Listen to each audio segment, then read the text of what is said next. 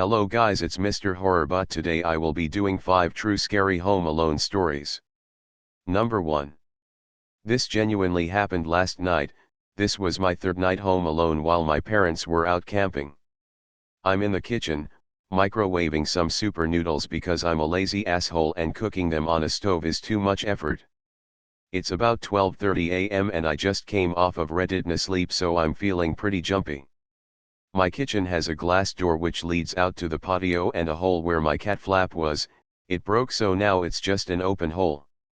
I tend to not look through the glass door, especially being in the jumpy mood I am, in fear I'll see something creepy, whether it's me imagining it or not. Anyway, while I'm waiting for my noodles to cook, I sit on the worktop with my cat. I glance at the door and notice something odd. The raindrops on the outside of the window have a horizontal line going through the middle, as if someone ran their finger across the outside of the door recently. I dismiss it and continue waiting. The noodles are half done, so I go to take them out to stir when a tap on the window startles me. I end up burning my hand on the hot bowl. At first I thought nothing of the tap since it's windy outside and a lot of shit in the garden is flying about. I place them back in the microwave and continue sitting on the worktop. I glance over at the door again and notice another line, parallel to the first, roughly 3 inches below it. This can't be a coincidence. I get a little freaked out and begin to think one of my friends is playing a prank or something stupid. I head over to the door and flick the switch to turn on the patio light. The light comes on, but I can't see out the door due to the reflections. I lean in towards the door and cup my hands either side of my face to look outside. I peer left, nothing there. I peer right and literally almost shit my fucking pants.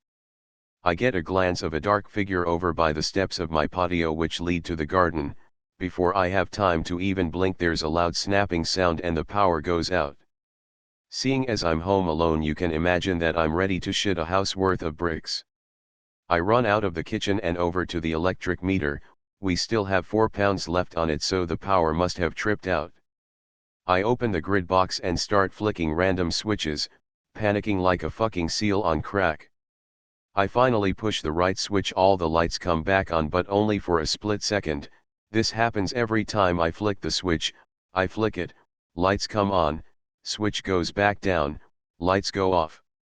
So I stand there in the dark, alone, no idea what to do. The grid box, not sure if that's what it's called, but yeah, is located directly above my front door, which is an old wooden door with frosted glass windows.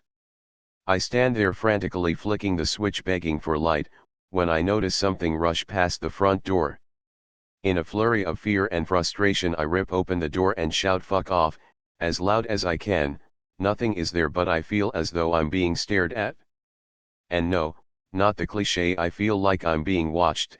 It was like nothing I'd ever felt, as if there was someone staring at me right before my face, almost nose to nose. 1,000 bricks were shat. I slam the door shut and flick the switch again. It comes back on. I'm in tears of relief and fear. I go back into the kitchen, jumpy as fuck, seeing shadows in the corner of my eyes, mega paranoid. I step in something warm and mushy, look down and my noodles are on the floor.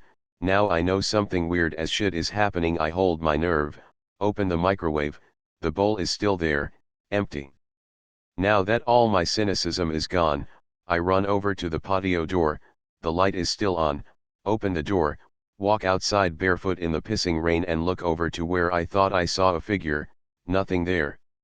I stutter the words "SS stop now guys, this isn't funny, obviously I'm just being naive." I turn to go back inside only to see the most chilling thing, for me, ever. Not only are there 2 lines across the glass door, but 2 clear handprints which have been dragged down the window also. At this point I'd had enough. I rush up to my bedroom, turn the light on, get into bed and wait. I must have fallen asleep because I awoke the next morning to my parents entering the drive. I go downstairs and let them in. I quickly tell them how glad I am that they're home and apologize for the mess in the kitchen. I don't tell them what happened other than the power cutting out. My mum walks into the kitchen and calls out "what mess?" I go in after her and see that the kitchen is spotless. I open the microwave and my noodles are in there, still in the bowl. I check my foot, it's clean, no stain from the noodles. I begin to think I imagined it all. I tear up thinking I've gone crazy. My parents ask what's wrong. I just walk over the door, and tear up even more. I'm not crazy, the handprints are still there. I think I'd rather be crazy. This is all true, which is why it's not as thrilling as you probably hoped. I'll be sure to post any other paranormal happenings I come across. Hopefully there won't be any more. Number 2. While growing up, I often had opportunities to stay home alone when I was younger, since my mother and father were forced to travel because their parents were ill and lived overseas, and my, much older, siblings wouldn't get off work until at least an hour or two after I finished school. I was used to being home alone, and actually enjoyed it. One Saturday, when I was 12, my parents had to go to a funeral for an old friend in the next city. My brother had already moved out by then, and my sister was nowhere to be found, so my parents decided to leave me home alone for the entire day. I was so excited. Being home alone for a whole day meant I could blast music and spend as much time as I wanted on the computer. When my brother moved out, we converted his bedroom, the last one at the end of the hallway, into an office, and my computer was in there. We still had dial-up internet at the time, so my parents added an extra phone line in the house so I would stop taking up their line. I ran into the office to use what I called my personal phone line, to call my friend who lived a few streets over to see if she wanted to come hang out. She was really upset. She told me she was having boyfriend problems, and needed someone to talk to, so she'd be right over. I thought to myself, girl talk means we need a good treat, and ran out of the office so that I could go check out what was in the kitchen. That's when I saw her. A pale woman dressed all in black, with a black bun on her head. Her head tilted as I ran by the corner. I couldn't really see her eyes, but for some reason, I remember thinking that she was smiling. I got some serious chills and felt instantly frozen, but I ignored it, thinking I was paranoid from being alone all day, and ran down the stairs. I couldn't believe my imagination was playing tricks on itself like that. I called my friend to see if she had left yet, and since no one answered the phone at her house, I figured she had. Something still didn't feel right, so I put on my jacket and headed out to the driveway to wait for her. When she arrived, she asked me what I was doing outside. I said, something weird just happened, but I'll tell you over white hot chocolate. And we went inside, took off our coats, and drank our hot chocolate in the kitchen, while she told me about the problems she was having with her boyfriend. Since both her boyfriend and I had webcams, and we knew he had friends over, we went into my computer room upstairs to call him and see if him and his friends wanted to web chat with us. While she was on the phone with him, I was talking to his friend on the computer and setting up my webcam. While my friend was on the phone, she turned around and looked out the door into the hallway. She told her boyfriend that she'd have to call him back. She looked at me, wide-eyed, and white-faced, and said, "There's a woman in your hallway wearing a black dress." I got up from my computer chair and closed the door without looking into the hallway. I frantically tried to remember if I had told her why I was outside when she got there. I then asked her, "Didn't I mention that when you got here?" And she said no, and I said, "How was her hair?" And my friend said, "In a bun." We both freaked out, opened the door, made sure the coast was clear, and bolted down the stairs. I called my parents and told them I was going to my friend's house, but they told me they were a few minutes away and insisted that I wasn't leaving the house. When they got home, I told them what happened, but they didn't believe me. For the next few days, I kept thinking I was seeing her, but I wasn't sure if it was my imagination because I was scared, or because she was really there. Weird things happened too, like the calendar in my bedroom would be upside down when I got home from school, or things would go missing from my room. Eventually, these weird occurrences stopped, but, a couple of months later, we adopted a 2-year-old cat. From the moment she was brought home, all the way up to today. She has 3 or 4 random corners of the house that she meows at constantly, and every once in a while, after meowing at a particular spot, she shrieks and runs away as fast as she can. One of these spots is in my bedroom, and lately she's been meowing at it every night. Number 3. I live with my grandparents in a fairly big house, but something about this house has always been off to me. My grandparents would always go on trips for weeks at a time, and I was left home alone to care for the cats and check the mail and whatnot. Well, I finally convinced them to get me a puppy so I wouldn't be lonely, but in reality it was so I could sleep home alone and feel peaceful. After my constant begging and pleading, they finally allowed me to get a puppy. After spending hours searching in the newspaper and Craigslist, I came across the one I wanted, a cute fluffy little Pom/American Eskimo male who was 10 months. We drove to get him and I fell instantly in love. He was the cutest furball I'd ever seen and he was mine. The next day my grandparents went out of town for a week and I was stuck at home, but I had my new puppy so it didn't bother me as much. One evening after we had gone to bed, he started growling and barking. I looked at the time on my cell phone and it said 3:22 am. I've seen enough movies to know that 3 a.m. is demon hour, so I was scared shitless. I opened my bedroom door, turning on all the lights in the house, examining the house for the source of why my dog was barking, but couldn't see anything, ruling it out that perhaps he heard our cats walking around. Climbing back up the stairs and turning off all the lights, I crawled back into bed and fell asleep when he started growling and barking again.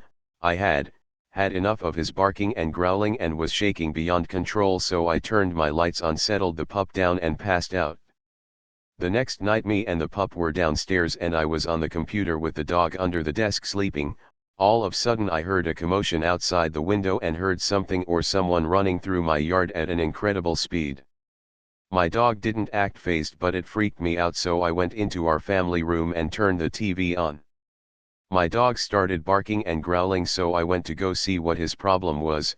He was barking up toward our stairs but refused to go up them. He was scared and backing away from them, barking a high-pitched distressed bark that I hadn't ever heard from him before. I tried getting him to come upstairs with me to go investigate, but he kept backing away from the stairs growling.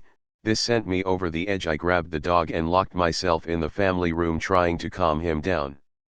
After me and the pup finally calmed down, I went upstairs to pack for the beach trip I was going on the next day with my aunt and uncle and their 2 kids.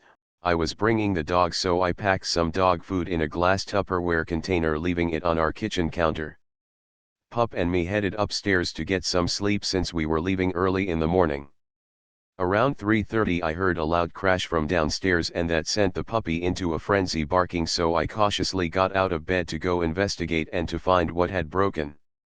Turning on the hall light, I crept slowly down the stairs, checking my surroundings, looking for an intruder.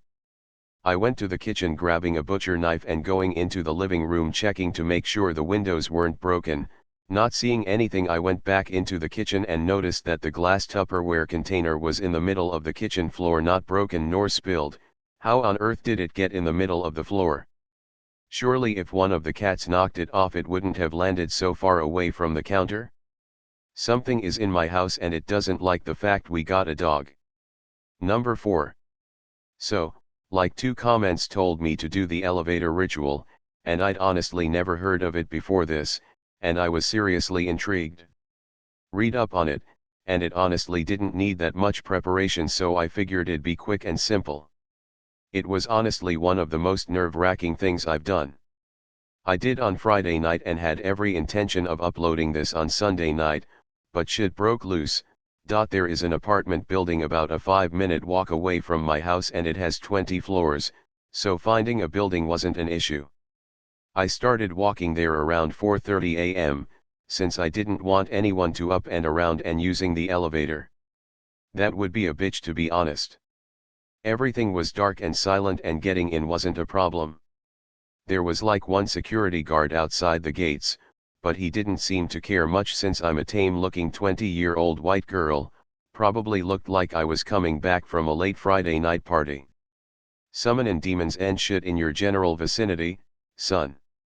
There were stairs on the right and 3 elevators on the left, and everything was quiet. I got into one of the elevators, the one in the middle, and did the 4-2-6-2-10-5 combo. I won't bore you with the details. When the elevator stopped at the 5th floor, I had to hold in a fucking scream because the girl was standing there almost in my face, and I had to try really, really hard not to stare her right in the fucking face. She wasn't even a girl, she was more of a halo of dark energy that glowed really brightly, if that makes sense. I don't remember much about her, which is pretty fucking weird. She was wearing a dress of some sort though and had short dark hair. I've done Ouija boards, I've done rituals, hell, I didn't even panic like this during the Hooded Man, but being in that elevator with that girl made me internally freak out like nothing else. I shakily pressed 1, and boom, the elevator started going up to the 10th floor. And instead of being relieved that I was doing it right, it made me panic for no fucking reason. The doors opened, right on the hallway of the 10th floor. I've never seen it before, in normal circumstances, but it was so dark. I couldn't see the end of the corridor, but right at the very end, I could see this strange dark glowing light. I shakily stepped foot out of the elevator, and in my head, all I could hear was a stupid whiny girl's voice going, "Where are you going, Michaela?" Of course the ritual said to ignore it, so I did, and leaving the girl standing there, I started walking down the hallway. As I progressed further past, the glowing light at the end of the hallway illuminated the space around me.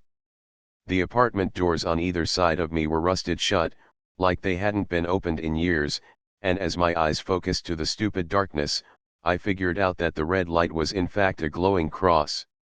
Not the Jesus crucifixion cross, but like, an addition sign if anything. It was uneventful, for the most part, but the air was heavy with something, and it was making me really fucking antsy. Also, it felt like, the more I walked towards the cross, the more it grew away from me. I was pretty fucking determined to get to it, until those stupid doors started banging and rattling and knocking, and it was the most terrifying fucking thing, fuck my life. No ritual has ever made me book it to the elevator like this one. Thank God, I took care to take the one I came in, because I couldn't think straight at the time. This might even sound rushed because I don't know what the fuck I was doing, I just wanted out. I don't even want to write about it. I reached it fairly quickly, and I swear to God, I fucking stabbed that call button like nothing else. It took like 10 fucking decades to show up, and those doors didn't stop rattling until I was inside the elevator and hazily doing the combo. I have never been more relieved to reach that first fucking floor. Everything looked normal, no more heavy air, no more darkness, security guard was still there, and yet I couldn't stop fucking panicking. I ran home so fucking fast, and I know it sounds embarrassing now, because I didn't even do anything, but I could not stop crying. I think the guard thought I was on something. I got home, I watched a movie to make myself feel better. I even started writing the first part of this post, so if the first part sounds cheerier than the second, it's because I wasn't as terrified then, as I am now. I even remember replying to someone's Reddit comment, saying I had done the ritual and I was alive and well and would write about it the following day. I think I passed out around 7?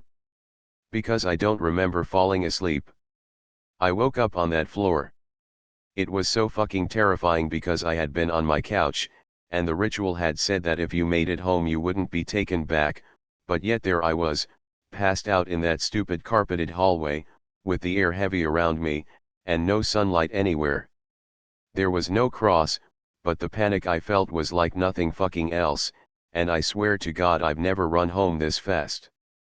I didn't even want to remember it, I didn't want to write about it, I didn't want to do anything, which is why I procrastinated making a post for so long.